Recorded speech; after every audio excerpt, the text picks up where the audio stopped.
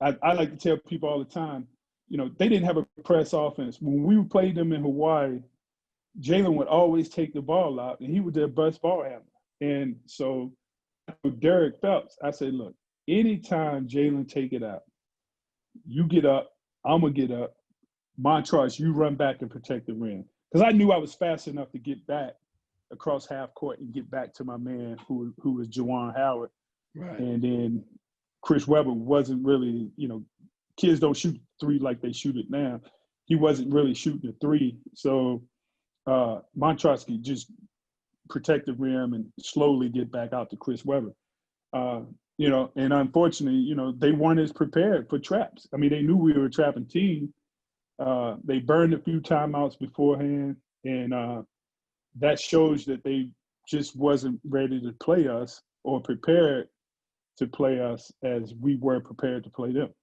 Right. And so now we get to that infamous timeout, and you were pressing and you had pressed to set that up, and Chris Webber actually had to bring the ball down the floor. And so knowing that they didn't have any timeouts and Chris calling that timeout, what was the feeling going through your body and your mind at that time? They'd say it was 60,000 fans in there. Any young man with, he had 2 years of college basketball experience. Although he was a hell of a player,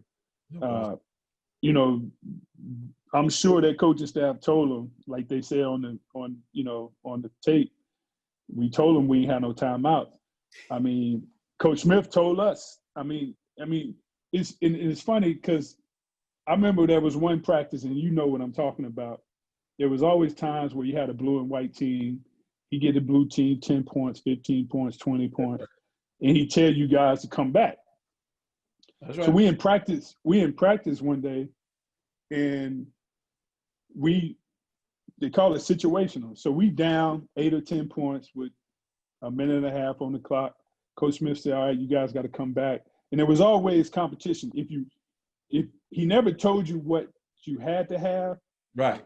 But if he didn't think it was good enough, he made us run. No question. So we cut the lead. And for some reason, Donald Williams, it was probably one of those practices where he wanted to pick on the white team. So Donald Williams, we cut the lead to 4. Donald Williams steals the ball, loose ball. He dives on the floor. Everybody trying to take it from him. He calls a timeout. And nobody calls timeouts. Not even Bill Guthrie don't call a timeout.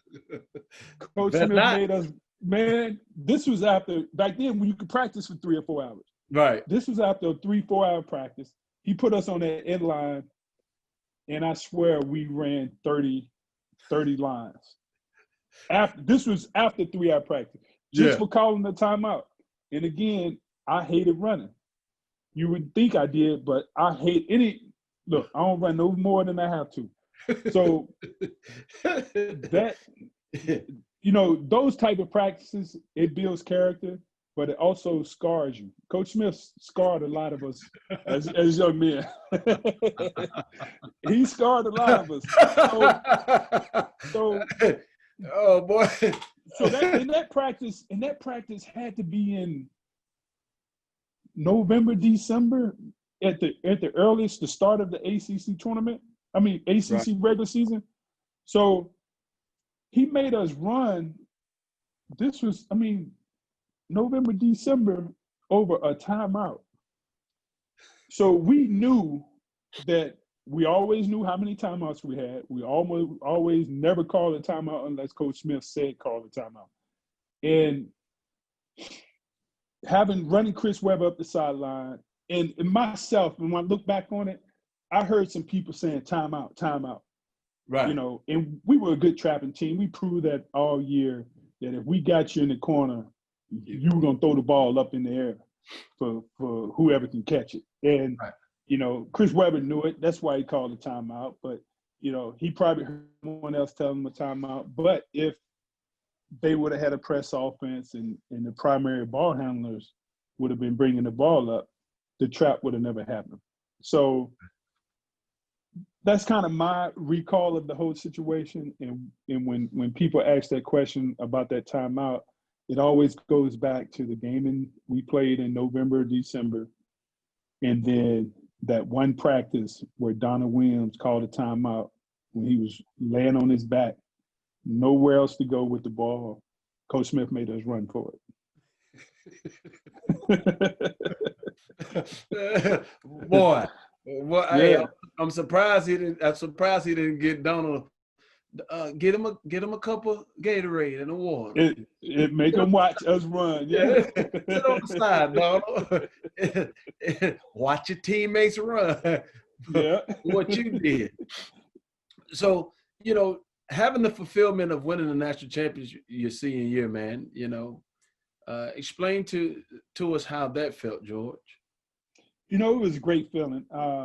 When Coach Smith was in my living room talking to my parents, he said a couple things. He said, I'm going to make sure your son graduate, and I'm going to give him an opportunity to play in the Final Four. And we know as players that if you go to North Carolina, you're always going to have a chance to play in the Final Four. And then the pressure of being a Carolina player from the other guys and the alumni that attend there, the bar is so high that if you don't win a national championship, if you don't go to Final Fours every year, not the ACC tournament, the Final Four every year, you feel that you let the alumni down. If you don't win it, you feel you let the alumni down. So me being a senior, having the opportunity to go to 2 Final Fours and watching Duke had just won 2 back-to-back the previous 2 years, that put a lot of pressure on myself and my teammates, there. And Coach Smith had only won 1 championship the previous year, so we was trying to give him the second.